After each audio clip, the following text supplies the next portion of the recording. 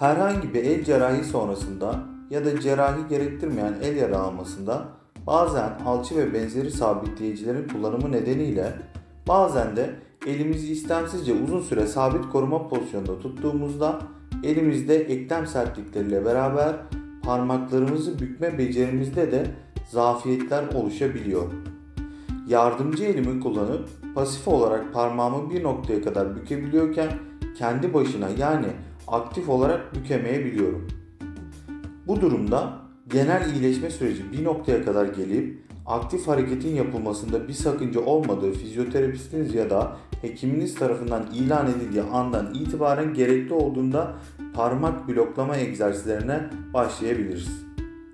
Egzersizi yapmak için aktif olarak çalıştırmak istediğimiz eklemin alt kısmından diğer elimizle tutarak daha alttaki eklemleri sabitleyip parmağımızı bükebildiğimiz en son noktaya kadar getiriyoruz.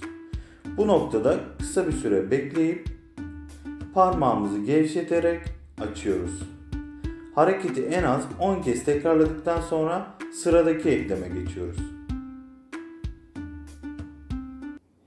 Kök ekleme geçtiğimizde asıl hedefiniz bileğinizi bükmeden parmak ucunuzu bileğinize değdirmeye çalışmak olmalı.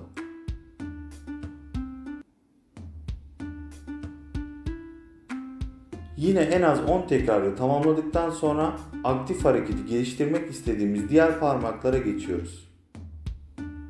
Genellikle alçı dışında kaldığından çok sık etkilenmeyen baş parmak bazı yaralanmalarda yine aktif hareketini yitirebiliyor. Bu durumlarda baş parmağa geldiğimizde üstteki eklemi tamamlıyoruz.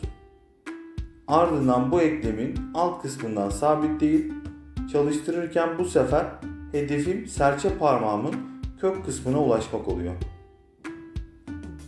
Burayı da tamamlayınca sabitlediğim alanın kenarından tutarak hedefimi değiştirmeden en alttaki eklemi çalıştırıyorum.